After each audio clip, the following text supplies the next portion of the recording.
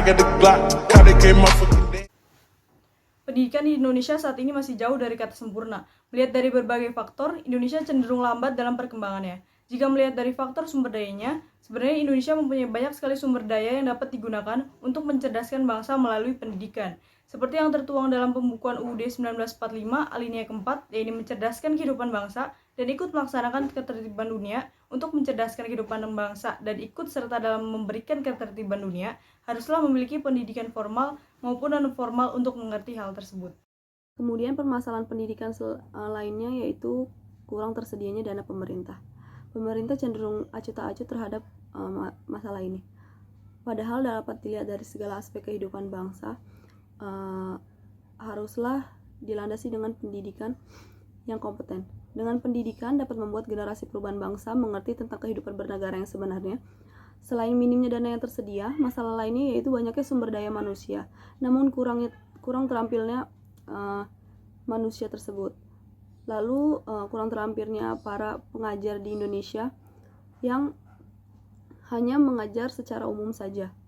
Kemudian di samping itu peran pengajar sangatlah penting dalam membentuk karakter generasi bangsa tersebut. Seharusnya para pengajar haruslah dibina dengan selektif, mungkin dapat menghapuskan permasalahan pendidikan di Indonesia sedikit demi sedikit. Dalam rangka memperbaiki mutu pendidikan nasional, pemerintah telah melakukan berbagai usaha, salah satunya dengan penyempurnaan kurikulum. Langkah ini harus dilakukan guna merespon tuntutan terhadap kehidupan berdemokrasi, globalisasi, dan otonomi daerah. Adapun bentuk inovasi kurikulum itu adalah dengan merubah pola penyelenggaraan pendidikan yang sentralistik, monolistik, dan uniformistik menjadi lebih demokratis. Berdasarkan hierarki birokrasi yang terkesan otoriter sehingga pihak bawahan harus melaksanakan seluruh keinginan pihak atasan, kurikulum yang bersifat sentralistik ini sangat dirasa menghambat inovasi dan mempengaruhi output pendidikan. Sebab kurikulum yang terpusat hanya menghasilkan output manusia robot tanpa inisiatif. Pendidikan merupakan ilmu normatif.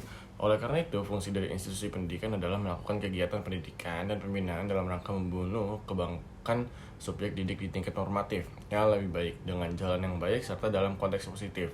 Oleh karena itu, inovasi apapun di tengah dilakukan dalam pendidikan bukanlah semata-mata atas pertimbangan efektivitas dan efisiensi saja, tetapi harus tetap mengacu pada upaya pembentukan manusia sejati yang memiliki kesadaran terhadap realitas dan mampu bertindak mengatasi dunia realitas yang dihadapinya, sehingga dapat dihasilkan manusia yang mampu menggeluti dunia dan realitas dengan penuh sikap kritis dan daya cipta, dan itu berarti manusia mampu memahami keberadaan dirinya. Selain upaya-upaya tersebut, Indonesia memerlukan tujuan pendidikan nasional yang jelas dan terarah. Paham umum menyatakan bahwasanya Indonesia tidak memiliki tujuan pendidikan yang jelas. Pada setiap pergantian pemerintahan, secara otomatis akan terganti pula menteri serta kebijakannya.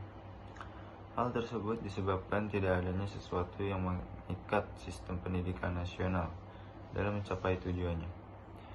Masing-masing sektor dikenal memiliki egoisme sektoral yang sangat kuat sehingga berjalan sesuai keinginan. They came motherfucking dead. I'm in the body with walk, that's the walk, I get the motherfucking head.